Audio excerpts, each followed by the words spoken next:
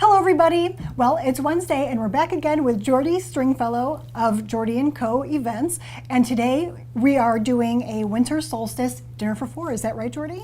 That is right. That is what you asked for. That is what I decided to design for you. It's gorgeous. So what are some of the choices that you made and what was your inspiration? Well, I treated it the same way I would if a client asked me to do it. So winter solstice, what does that mean? It's the shortest night of winter. I had to look it up. Now I know. Shortest night of winter. So what do you get on the shortest night of winter? You get dark and you get the play of white and light against the dark of the sky. So as luck would have it, this dining room is very, very dark. So we went with sort of a Robert Frost, that poem about a walk in the woods on a snowy day. So if you're looking at this, the way the four people seated here would look at it, it's almost as if this is a path that they can walk through, but instead they get to sit and enjoy a great dinner. So how did we do it? Well, we took white elements like these beautiful terrines, these really fine pieces of china, and then of course the trees are key. So these happen to be restoration hardware, very high quality, beautiful trees. Still, the way we incorporated them with very sheer fabric, nothing that feels heavy in any way. Everything should feel as light, the way the snow feels when it falls. We went with all of these birds that have the little snowy underbelly, which are easy as can be to find in almost any decorating store. And we just kept it the key to this room is you can do this at home.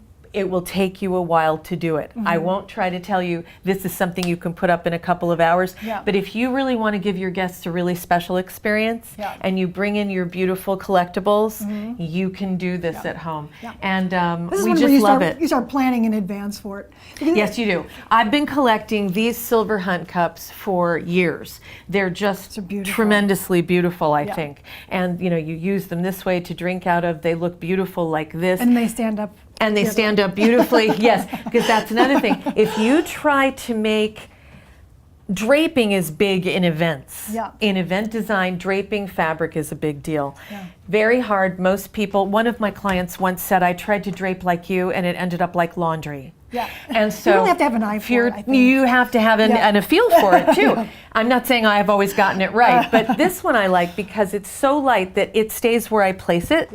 And as long as we only have 4 guests, this would be impossible for 10 people at the table. I like how you've added the snow as well. Thank you. So this is fun because there's fake snow in the lanterns with the hurricanes with the faux bois candle, which is, you know, perfect for snowy woods. But some of this is also kosher salt and sugar.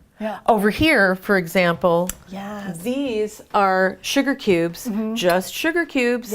And here, you don't have to have anything fancy for this. This is one of my children's porringers from when they were little tiny kids.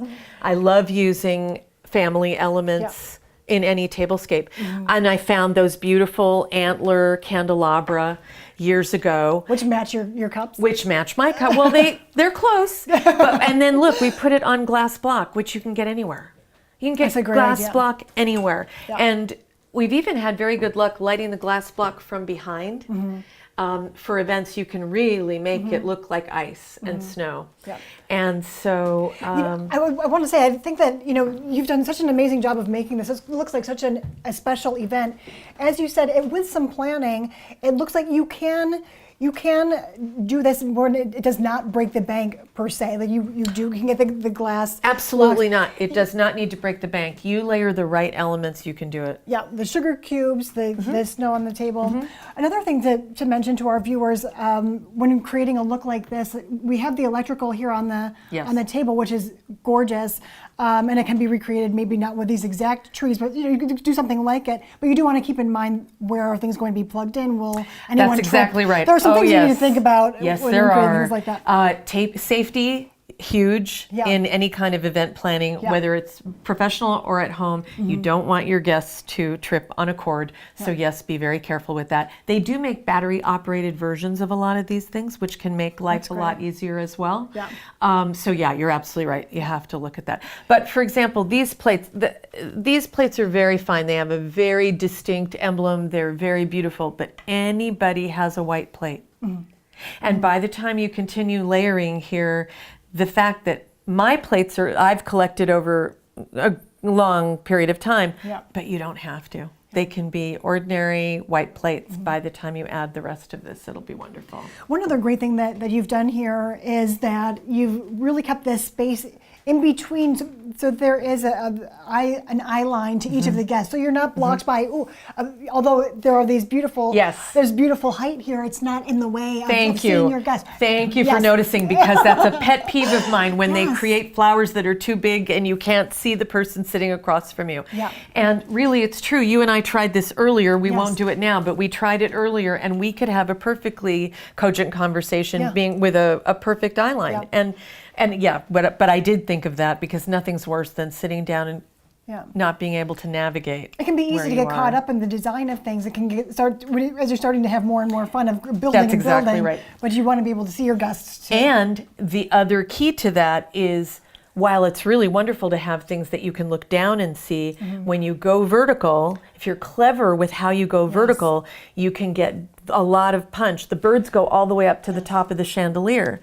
That's the crystal's beautiful. And it's not in your way in any way. Yes, but it still creates a covering in a way, like a snowy covering. It does. I'm glad you see it. You're amazing. It was, this was my favorite of all of the ones you asked us to do. It really was my favorite.